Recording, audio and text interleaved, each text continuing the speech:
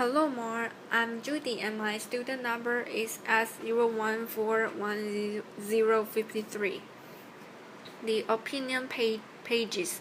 Op-ed contributor. A Sister's Eulogy for Steve Jobs by Mona Simpson, October 30, 2011. I grew up as an only child with a single mother. Because we were poor and because I knew my father had immigrated from Syria, I imagined he looked like Omar Sharif. I hoped he would be rich and kind and would come into our lives and our not yet furnished apartment and help us.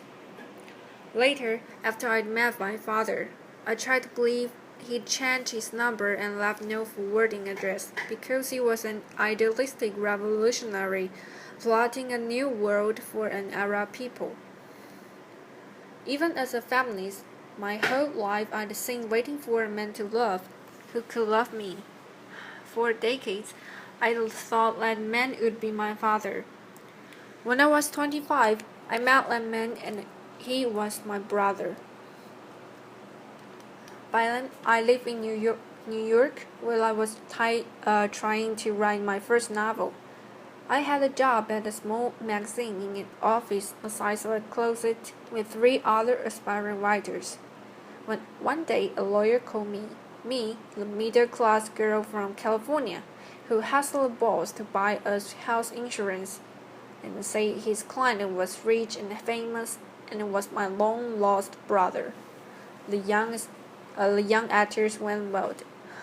This was 1985, and we were at a cutting-edge literary magazine, but I'd fallen into the plot of Dickens' novels, and really, we all love Lowe's best. The lawyer refused to tell me my brother's name, and my colleagues started a betting pool.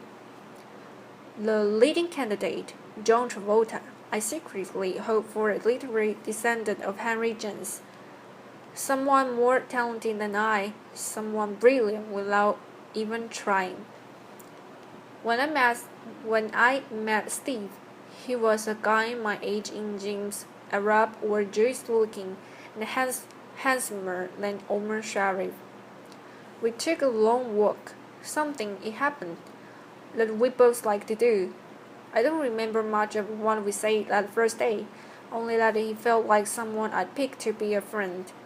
He explained that he worked in computers. I didn't know much about computers. I still worked on a manual Olivet typewriter. I told Steve I had recently considered my first purchase of a computer, something called a Chromanco. Steve told me it was a good thing I'd waited. He said he was making something that was going to be instantly beautiful. I want to tell you a few things I learned from Steve during 3 distinct periods. Over 20 years I knew him. They were not periods of years, but of states of being. His full life, his illness, his dying. Steve worked at what he loved. He worked really hard every day. That's incredibly simple but true. He was the opposite of absent-minded. He was never embarrassed about working hard, even if the results were failures. If someone as smart as Steve wasn't ashamed of admit trying, maybe I didn't have to be. When he got kicked out of Apple, things were painful. He told me about dinner at which 500 Silicon Valley leaders met when sitting president Steve hadn't been invited. He was hurt, but he still went to work and nest every single day. Novelty was not Steve's highest value, beauty was. For an innovator, Steve was remarkably loyal. If he loved a shirt, he'd order 10 or 100 of them. In a Palo Alto house, there are probably enough black cotton turtlenecks for everyone in this church. He didn't favor chance or gimmicks. He liked people his own age. His philosophy of aesthetics reminds me of a quote that went something like this: Fashion is what seems beautiful now, but looks ugly later. Art can be ugly at first, but it becomes beautiful later. Steve always aspired to make beautiful later. He was willing to be misunderstood. Um, Uninvited to the ball, he drove the third or fourth iteration of his same black sport car to Next, where he and his team were quietly inventing the platform on which Tim Berners-Lee's would write the program for the World Wide Web. Steve was like a girl in the amount of time he spent talking about love. Love was his supreme virtue, his god of gods. He tracked and worried about the romantic lives of the people working with him. Whenever he saw a man he thought a woman might find dashing, he called out, "Hey, are you single? Do you want to come to dinner with my sister?" I remember when he phoned the day he met Lauren. "There's a beautiful woman, and she's really smart, and she has the dog. I'm going to marry her." When Reed was born, he began to gushing and never stopped. He was a physical dad with each of his children. He fretted over Lisa's boyfriends and Aries travel and skirt slats and Eve's safety around the horses she adored. None of us who attended Reed's graduation party will ever forget the scene of Reed and Steve slow dancing. His abiding love for Lorraine sustained him. He believed that love happened all the time, everywhere. In the most important way, Steve was never ironic, never cynical, never pessimistic. I tried to learn from that still. Steve had been successful at a young age, and he felt that had isolated him. Most of the choices made from the time I knew him were designed to dissolve the walls around him. A middle-class boy from Los Altos, he fell in love with a middle-class girl from New Jersey. It was important to both of them to raise Lisa, Reed, Erin, and Eve as grounded, normal children. Their house didn't intimidate with art or polish.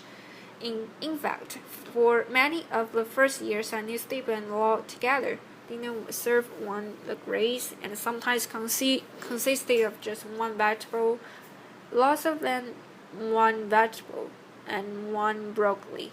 In season, simply prepared with just the right recently snipped herb. Even as a young millionaire, Steve always picked me up at the airport. He'd be standing there in his jeans.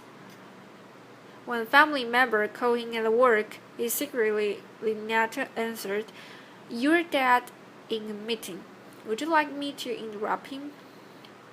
When Reed insists on dressing up as a witch every Halloween, Steve, Lorraine, Erin, and Eve all went Wiccan. And once embarked on a kitchen remodel, it took years. They cook on a hot plate in a garage, the picture building under construction during the same period, finished in half the time, and that was in a Palo Alto house. The bathrooms stay old, but, and this was a crucial distinction, it has been a great house to start with. Steve saw to that. This is not to say that he didn't enjoy his success. He enjoyed his success a lot, to the meanest few zeros. He told me how much he loved going to the Palo Alto bike store and gleefully realizing he could afford to buy the best bike there. And he did. Steve was humble. Steve liked to keep learning. Once he told me if he grown up differently, he might have become a mathematician. He spoke recently about college and loved walking around the Stanford campus. In the last years of his life, he studied a book of painting by Mark Rothko, an artist he hadn't known about before, thinking of what could inspire people on the walls of a future Apple campus. Steve cultivated with whimsy. What other CEO knows the history of English and Chinese tea rose and has a very David Austin rose. He had surprises tucked in his pockets. A venture that Lorraine will discover treats, songs he loved, a poem he cut out and put in the drawer. Even after 20 years of exceptionally close marriage, I spoke to him every other day or so. But when I opened the New York Times and saw a feature on the company's patents, I was still surprised and delighted to see a sketch for a perfect staircase. With his 4 children and his wife, with all of us, Steve had a lot of fun. He treasured happiness. Then Steve became ill and he watched his life compress into a smaller circle. Once he loved walking through Paris, he discovered a small handmade soba shop in Kyoto. He downhill skied gracefully. He cross-country skied clumsily no more. Eventually, even ordinary pleasures like a good peach no longer appealed to him. Yet, what amazed me, and what I learned from his illness, was how much was still left after so much had been taken away. I remember my brother learning to walk again with a chair. After his silver transplant, once a day he would get up on one leg that seemed too thin to bear him. Arms pitched to chair back. He'd push the chair down Memphis hospital corridor towards the nursing station and let it sit down on a chair, rest and turn around and walk back again. He counted his steps and each day pressed a little farther. Lorraine got down on her knees and looked into his eyes. "You can do it, Steve," she said. His eyes widened, his lips pressing to each other. He tried. He always tried. And always with love at the core of the effort. He was an intensely emotional man. I realized during the terrifying time that Steve was not enduring the pain for himself. He set destinations. His son raised graduation from high school. His daughter arranged trip to Kyoto. The launching of a boat he was building on which he planned to take his family around the world and where he hoped and Lorraine would someday retire. Even ill, his taste and discrimination and his judgment held. He went through 67 nurses before finding kindred spirits, and then he completely trusted 3 who stayed with him to the end: Tracy, Otto, Elmham. One time, when Steve had contracted a tenacious pneumonia, his doctor forbid everything, even ice. We were in standard ICU unit.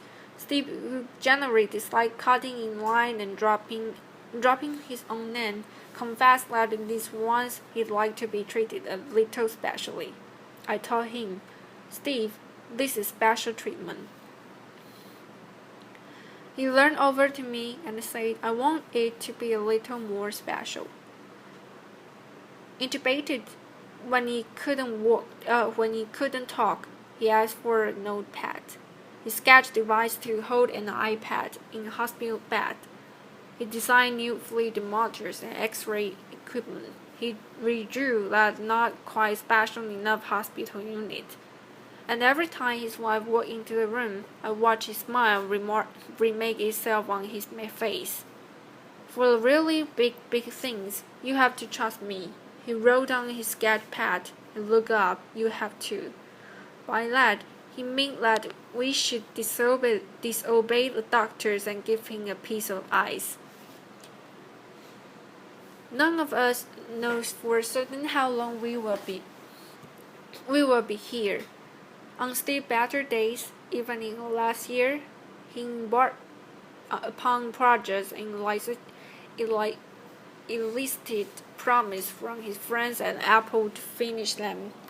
Some boat builders in the Netherlands have a gorgeous stainless steel hull ready to be covered with the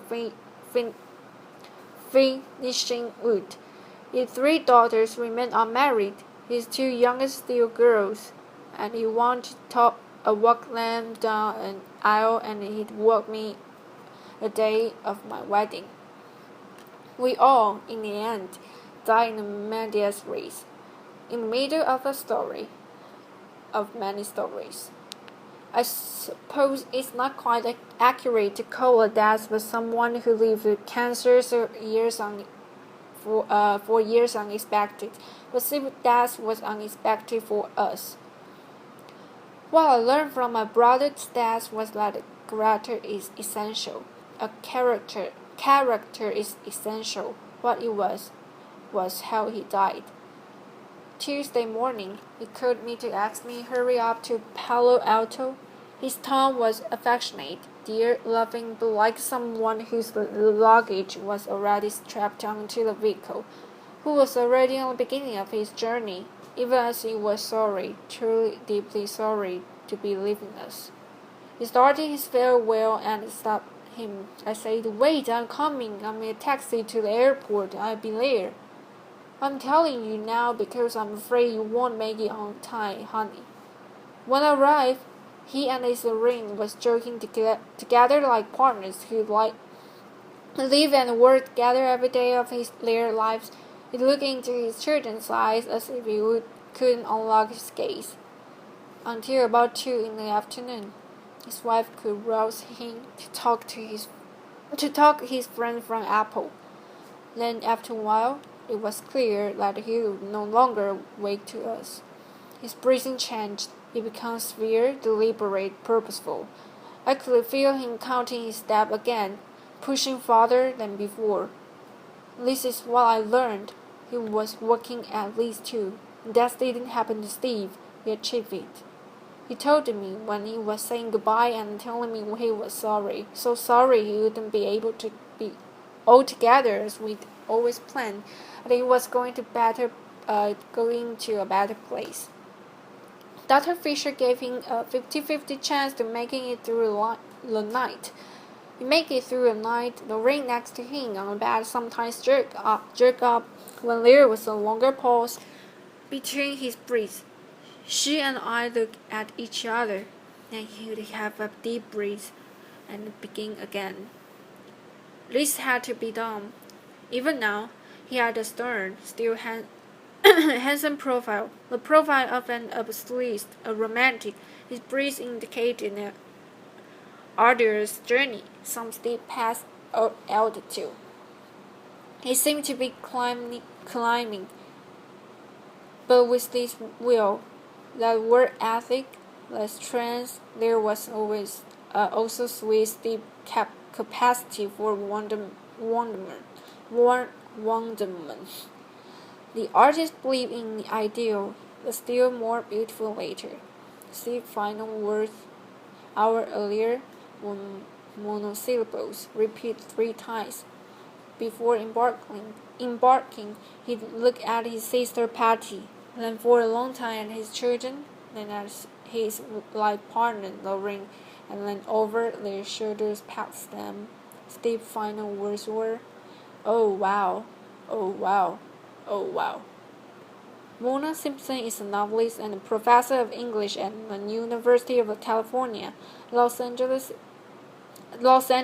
Since 1988, she had held the Samuel Samuelson Levi Chair in Language and Literature at Bard College. She delivered this eulogy for her brother Steve Jobs on October 16, 2011, at his memorial service in the Memorial Church of Stanford University. Thank you. Bye. Bye.